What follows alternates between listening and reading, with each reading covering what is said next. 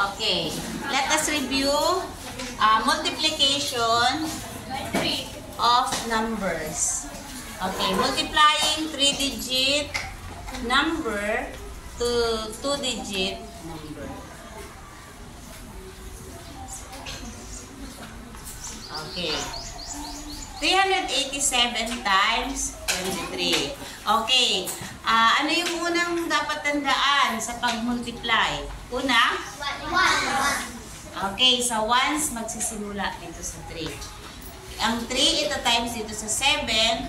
Ito times din dito sa 8. Ito times din dito sa 3. And then, after that, kung ano yung ginawa dito sa 3, ganun din yung gagawin sa 2. Yung numbers dapat naka-ano? Naka-column. Okay. And then, importante na sa ulo ninyo ang and then ang anong tawag? Tama. Skip counting. So, let's begin to multiply 3. Okay. 3 times 7. Dali ng kabisado ninyo. Yung 7 ng 3. 7. Okay. Ilan pararamihin ng 7? Okay. 3 beses. Ganito. Okay. Let us skip count by 7. 7, 14, 21. Okay. So, ang 21 is a 2-digit number. Saan natin isusulat ang 1? Okay. Dito sa baba. How about 2? Saan ilalagay ang 2? Okay, dito sa tens. Okay, so 3 and 8. Okay, alin ang kabisado? 3 or 8? Okay, 8. So let's skip count by 8. Ilan pararamihin ng 8? Okay, so begin. 8, 16, 24. Okay, 24. How about ang 2 sa taas? Okay, so ilan na? 26. Okay. 26. Okay. So, wala na kayong choice kundi 3 talaga. Let's keep count by 3. 6, 9. Okay. How about this 2? Okay, ipa-plus. So, ilan na? 11. Okay, 11. Okay. Naka-column ba ang mga sagot? Okay, let us come to number 2.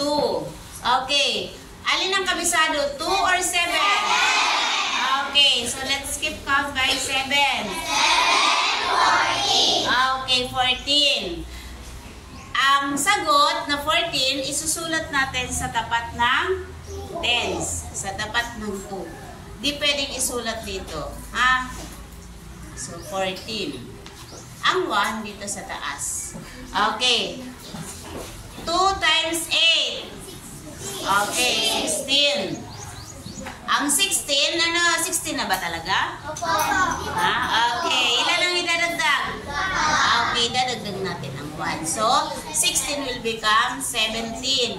Dito ulit ang 1. So, 2 times 3. 6. Okay, 6 plus 1. Okay, 7. Okay, nakakolom ba lahat ang sagot? Bakit nakakolom dapat?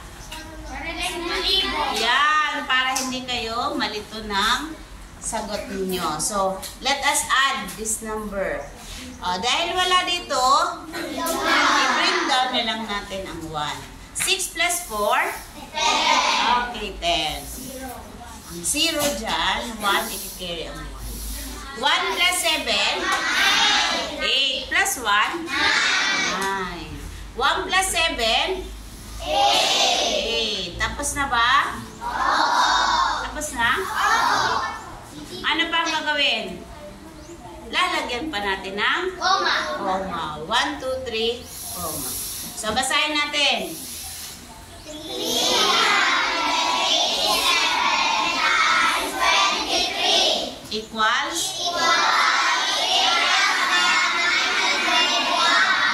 Okay, sino nakaintindi? Okay, very good. Kunin ang notebook. Okay, tingnan ko kung sino yung nakuha yung yung pag-multiply. Sagutin ito.